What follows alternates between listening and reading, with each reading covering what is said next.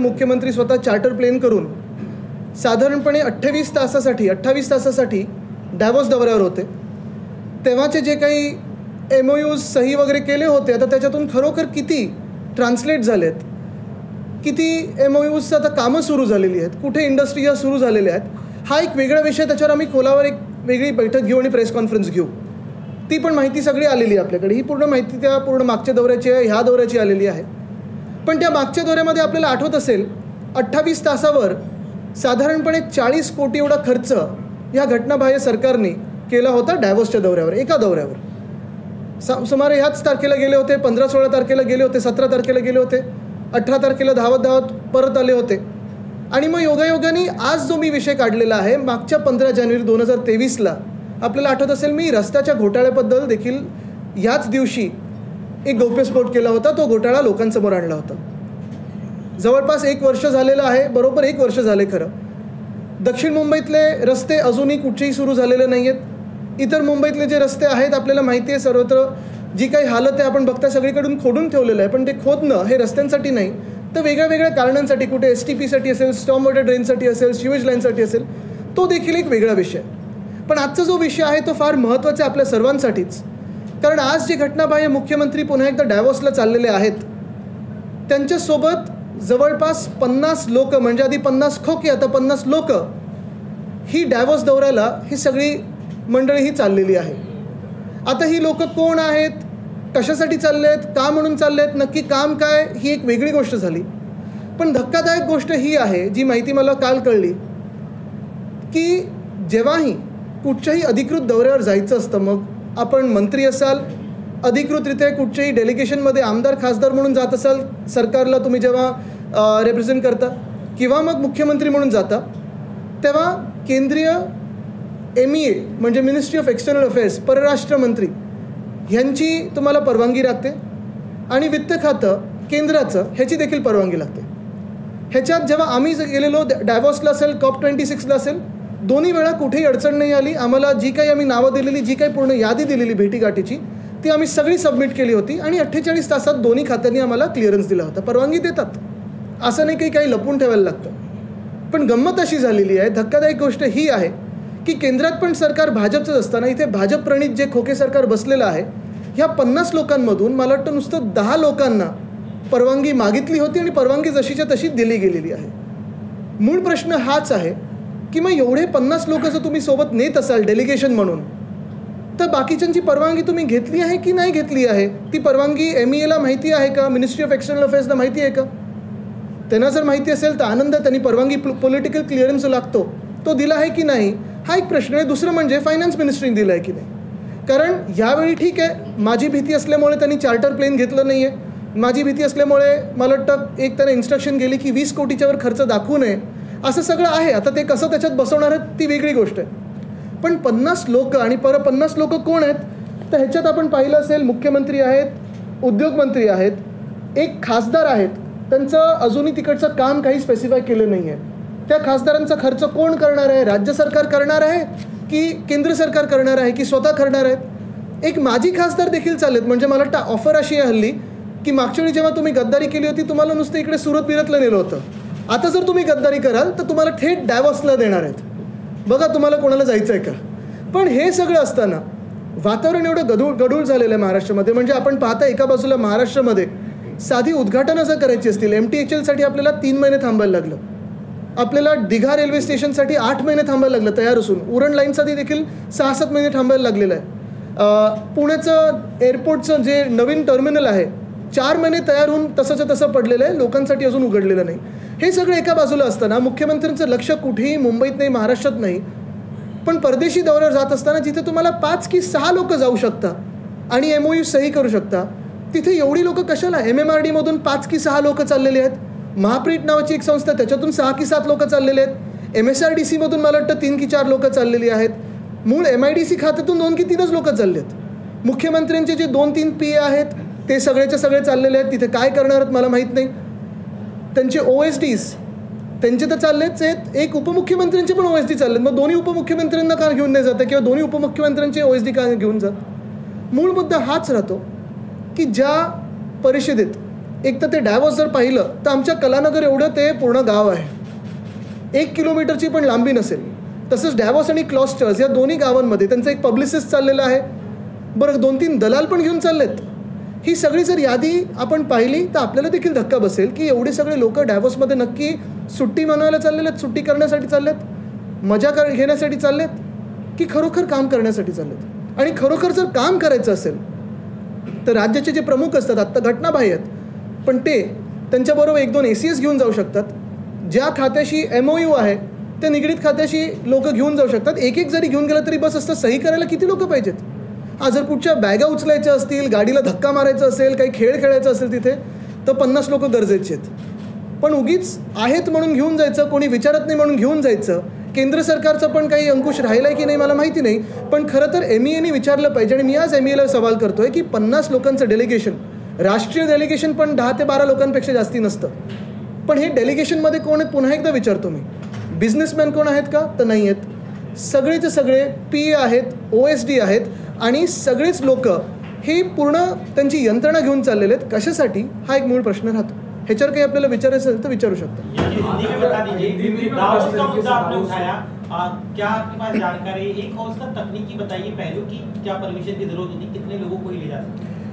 यही बात है जो पिछले साल हमने डावोस का मुद्दा उठाया था. तो आपको याद होगा कि जो हमारे रेजिम के, क्योंकि ये सरकार मैं मानता ही नहीं हूँ, ये सरकार इलीगल है, अनकॉन्स्टिट्यूशनल है, संविधान के खिलाफ बनाई हुई सरकार है. तो ये जो सरकार की जो गद्दार गैंग के लीडर है जो पिछले साल गए थे, लगभग 28 घंटों के लिए डावोस का दौरा करके आए थे, लेकिन उस 28 घंटों में 40 करोड़ का खर्चा उन्होंने किया है. दिखाया होगा 35 से 40 करोड़, मुझे पता नहीं अभी तक उन्होंने सैंक्शन किया है कि नहीं. लेकिन यही बात आती है कि इस साल का जो डावोस का दौरा है, उस टूर पे या ट्रिप पे या छुट्टी पे वो जो लोग लेके जा रहे हैं, 50 लोगों का डेलीगेशन लेके जा रहे हैं. हम महाराष्ट्र में सुनते आए थे 50 खोखे की बात, अभी 50 लोगों को लेके जा रहे हैं. और क्यों लेके जा रहे हैं ये किसी को भी पता नहीं. लेकिन इन 50 लोगों में ना कोई बिजनेसमैन है, ना कोई ऐसा आदमी है या कोई ऐसी औरत है जो वहाँ जाके अपने महाराष्ट्र के लिए कुछ बात कर सके या काम कर सके. जो सारे के सारे लोग जा रहे हैं वो OSDs है, PAs है, पब्लिसिटी वाले हैं, MP है, ex-MP है. जो कोई बात MOU पे कर नहीं पाता है उसको लेके जा रहे हैं. काफ़ी सारे एजेंसीज को लेके जा रहे हैं. और ये खर्चा कैसे दिखाएंगे, क्यों दिखाएंगे? मूल बात यही है, अगर ये खर्चा खुद ने भी किया हो तो भी क्या ये MEA से परमिशन इनको मिली है? क्या MEA को पता है कि 50 लोगों का डेलीगेशन महाराष्ट्र से जा रहा है और सिर्फ 10 लोगों की परवानगी उन्होंने ली है?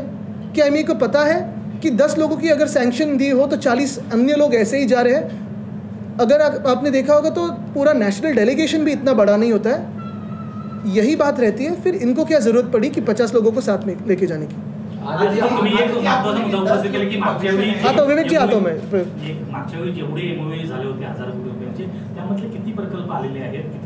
त्याच्यावर आम्ही पूर्ण आता प्रेस कॉन्फरन्स घेऊन, पण पहिला मुद्दा हाच आहे की आज मुख्यमंत्री कार्यालयाने खरोखर किती लोकांना परवानगी मिळालेली आहे MEA कडून हे त्यांनी प्रेस नोट काढावी. किती लोक खरोखर चाललेत, कारण बघा नंतर व्हिडिओज तिथून येऊ शकतात, तिथे पण लोक लक्ष ठेवून आहेत किती लोक चाललेत. अनेक दलाल चाललेत त्यांच्यासोबत. कशासाठी चाललेत? तिथे MOUच्या बरोबरच काही पैसे वगैरे बाजूला देणार आहेत का? हा एक विषय येतोच. पण त्यांनी स्पष्ट करावं की किती लोक जाणार आहेत. मी ऐकतोय काल काही लोक गेलेत, आज काही लोक चाललेली आहेत, उद्याही काही लोक जाणार आहेत. हे सगळं जे पूर्ण धुक्याचं वातावरण बनवून ठेवलेलं आहे ते स्पष्ट करावं. तिसरी गोष्ट म्हणजे मुख्यमंत्री तिथे कोणाकोणाला भेटणार आहेत, जसं आम्ही त्यावेळी जाहीर केलेली तसं यादी त्यांनी जाहीर करावी, फोटो सकत. आणि आत्ता त्यांनी यादी पूर्ण आयटेनरी जाहीर करावी. आदित्य, जिस तरीके से एक मिनट, उनका एक सवाल था, फिर यहाँ था. आपने बोला कि 10 लोग के डेलीगेशन ऑफिशियली अलाउड, आप बोलिए 50 लोग जा रहे हैं, तो क्या इसमें 10 से ज़्यादा लोग के जाने की परमिशन नहीं मिलती है? नहीं, नॉर्मली अगर देखिए को सिर्फ 10 ही भेजने पर स्टेट वाइज जो हमारा एक्सपीरियंस रहा है, हमारा डेलीगेशन पिछले समय का जो था डावोस में 2022 का हो या फिर COP26 का हो, जैसे ही आप परमिशन मांगते हो, अगर उसमें कोई दिक्कत ना हो, कुछ गड़बड़ी ना हो तो मिल जाती है. हमें भी 2 दिनों में मिल गई थी परमिशन. तो इसमें परमिशन मांगने में क्या दिक्कत है इनको? और अगर 50 लोग जा रहे हैं तो दिखाओ MEA को कितने लोग जा रहे हैं. ये आपके देश की ही सरकार को आप अंधेरे में रख रहे हो, ये कौन सी बात हुई?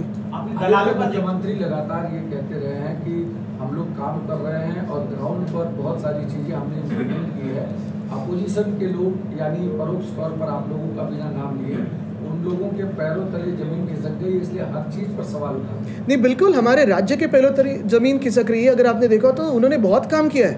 उन्होंने पूरा डायमंड बोर्ड सूरत लेके गए हैं, उन्होंने बुलेट ट्रेन के लिए जगह फ्री दी है, लेकिन हमारे MTHL के लिए टोल लगा है। उन्होंने बहुत ही काम किया है।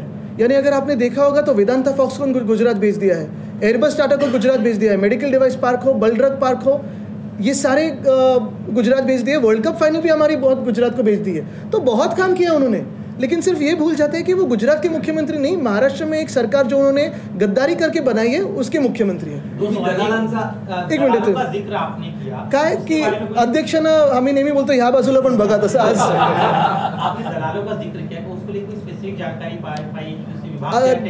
नहीं। आप देखिए ना, आप अगर आज जैसे पैप्स होते हैं एयरपोर्ट पे, तो आप देखिए कौन कौन किसका फोटो आप निकाल सकते हो वहाँ तो आएगा ही फोटो।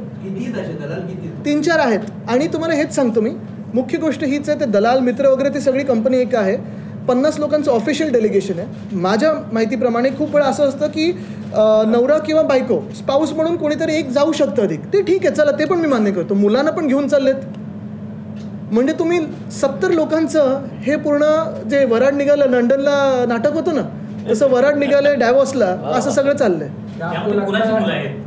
आता हे कसं मी सांगू, तिथे तुम्ही बघा मी कधीही कुठच्याही प्रेस कॉन्फरन्समध्ये कोणाचं नाव घेत नाही, कारण मूळ भांडण माझं त्या व्यक्तीबरोबर नसतं, पण जी चालली पद्धत आहे ते बदलण्यासाठी मी करत आहे। आणि जसं मी सांगितलं स्पष्टीकरण यावं। क्या आपको लगता है कि जिस तरीके से दावोस में इतना बड़ा डेलीगेशन जा रहा है उससे इन्वेस्टमेंट कम होगा और जो राज्य का खर्च है वो बढ़ेगा? मुझे लगता है इस पे एक ही बात है, प्रिंसिपल की बात है। पहली बात तो जो आप लेके जा रहे हो जिन लोगों को, उनकी परमिशन पॉलिटिकल क्लियरेंस क्या MEA से आपने लिया है, क्या फाइनेंस मिनिस्ट्री से लिया है? दूसरी बात, अगर लिया होगा तो फिर छुपाने की क्या बात हो?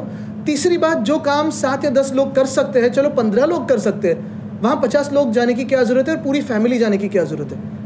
यही बात रही। ते आतच आहेत काही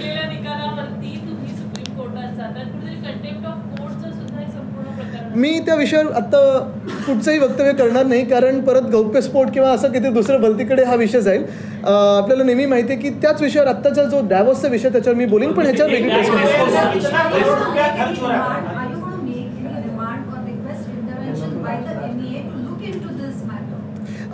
my personal experience has been with the MEA that while going to COP26 or while going to Davos in 2022, whatever permissions we had asked for, we got a political clearance from MEA and Finance Ministry in 48 hours flat. There was no problem, it was all smooth.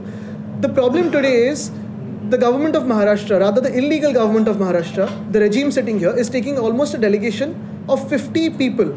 50 people are not business people. 50 people are not traders. They're all CMO, OSD, PAs and all office staffers who are going on the names of various agencies like MMRDA, MSRDC, Mahapreet and many more. MIDC also. The problem is, I personally believe, and what I've heard from yesterday, is only 10 or 11 people have been asked for a clearance and have got the necessary clearance. The rest of the people are going as various agencies. Now finally, all of these agencies represent the government of Maharashtra and eventually the government of India. Is the MEA aware of all the 50 names plus wives and children that are going to Davos? Davos is really a small town. Is everyone going to stay in the same place? All publicists are going. I heard 3-4 reporters are going. Is everyone going to stay in Davos? Otherwise, it's almost a 2-hour journey from the closest other city. Why are we spending so much? 3, if some people are also spending from their own pockets on travel, the food, the stay, the movement around there is going to be paid for by the government of Maharashtra, which eventually means all of us as taxpayers. Why do you need 50 people when you can do the job of signing MOUs only with just the illegal CM and 6 or 7 other officers? It's purely a professional job. It's not a sightseeing tour.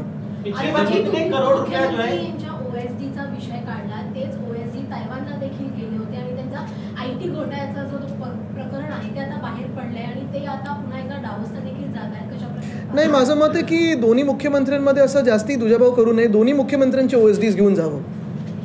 आता 50 देतात ते 51 कशाला सोडतात?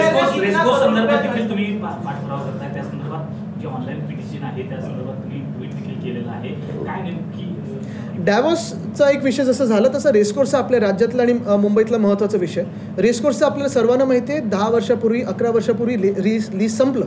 आत्ता गेल्या 2-3 महिन्यामध्ये आणि जेव्हा मी विषय फोडला तेव्हा हे सगळं आपल्या समोर आलं. 3 की 4 RWITCचे जे कमिटी मेंबर्स आहेत त्यांनी एका बिल्डर मित्राबरोबर मुख्यमंत्र्यांच्या एक डील केलेलं आहे, ज्याच्यात रेसकोर्सला 3 भागात विभागलं जाणार आहे. पहिला भाग आहे साधारण 90 ते 51 एकर्सचा, जिथे रेसिंग होईल, घोड्यांची जी काही सगळं पोलो बिलो होईल ते आहे. दुसरं म्हणजे 120 एकरचं, जिथे थीम पार्क हे न बनवायचं आहे. आणि तिसरा भाग आहे जो असून कोणी बोलत नाही आहे, पण ह्याच्यात 2-3 गोष्टी महत्त्वाच्या आहेत. एक तर आम्ही पूर्णपणे रेसकोर्सच्या ह्या विभागणीला विरोध करू, मग गरज पडली तर RWITCला पण विरोध करू. त्यांना घोडे इथे नसते राहण्याचे नका आणू. आम्हाला तिथे ARC वगैरे सारखे जे उत्साही क्लब्स आहेत त्यांच्यासोबत तिथे घोड्यांच्या ॲक्टिव्हिटीज करू. पण दररोज तिथे हजारो लोक मुंबईकर चालायला जातात, योगा करायला जातात, खेळायला जातात, लाफ्टर क्लब्स आहेत, ब्लाइंड क्लब्स आहेत, सगळे तिथे आहेत. ह्या सगळ्यांना तुम्ही एक चांगली 226 एकरची जागा विभागून तुम्ही विभागणी करून त्याची काय करणार नक्की? तिथे त्यांना 100 कोटी मुंबई महानगरपालिकेचे त्यांना स्टेबल्सवर, घोड्याच्या तबेल्यावर खर्च करायचे. कोणी म्युन्सिपल कमिशनरना अधिकार दिला आहे 100 कोटी तिथे घोड्याच्या तबेल्यावर खर्च करण्यासाठी? त्यांना SRA तिथे इन्स्टिट्यूट असते, ते सांगतात बाजूच्या SRAमध्ये जागा देऊ. बाजूच्या SRAमध्ये जागा आहे का? बरं, फ्री FSI जो देणार तो कोणाच्या तुम्ही पैशातून देणार? मुंबईकरांच्या FSIतून देणार आहे. मूळ गोष्ट हीच आहे की तिथे भाजप प्रणित खोके सरकार ही जागा गिळायला बघते, बिल्डर्सच्या हातात द्यायला बघते. भाजपचा याच्यावर काय भूमिका असेल आणि भाजपची डायव्हॉर्सच्या दौऱ्यावर काय भूमिका असेल ही आज भाजपने स्पष्ट करावी.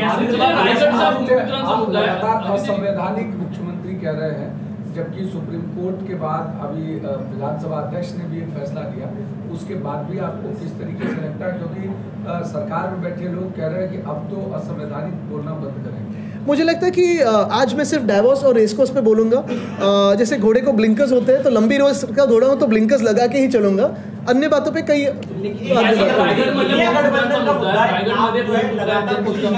मायावती को भी जो इंडिया गठबंधन में शामिल किया जाए, लेकिन आज उन्होंने कहा वो डाइवोर्स जा रहे हैं उनके साथ. तो उन्होंने कहा मैं अकेले लड़ूंगी. आपको लग रहा है कि अभी नहीं, मुझे लगता है आज सिर्फ डाइवोर्स के लिए बात सीमित रखते हैं, क्योंकि ये बहुत ही महत्वपूर्ण विषय है. हमें लगता होगा कि ये विषय हल्का हो, लेकिन क्या होता है कि जब हम एक डेलीगेशन करके जाते हैं, महाराष्ट्र को एक रिप्रेजेंट करते हैं या देश का प्रतिनिधित्व करते हैं, तो वहाँ के भी लोग वो भी एक रेपुटेशन बनाते रहते हैं कि ये कौन से लोग हैं, क्या करने आए हैं, कैसे उनका बर्ताव है. 50 लोगों की भीड़ लेके जाओ जो मजा करने जा रहे हैं, जो 2-3 दलाल जा रहे हैं, पब्लिसिस्ट जा रहे हैं, ex-MP जा रहे हैं, तो मुझे लगता है ये चित्र कुछ सही नहीं रहेगा. ये देश के लिए हानिकारक है ये चित्र, और इसे बदलना ज़रूरी है. अभी भी वक्त गया नहीं है. मुख्यमंत्री कार्यालय ने स्पष्ट करे कि कितने लोगों का पॉलिटिकल क्लियरेंस आया है और कितने लोग जाने वाले हैं. देश विदेशातील प्रत्येक घडामोडींचे लाईव्ह अपडेट मिळवण्यासाठी आता साम टीव्हीच्या सर्व सोशल मीडिया प्लॅटफॉर्मला लाईक, फॉलो आणि सबस्क्राईब करा. तसंच सर्व नोटिफिकेशनसाठी बेल आयकॉन प्रेस करायला विसरू नका.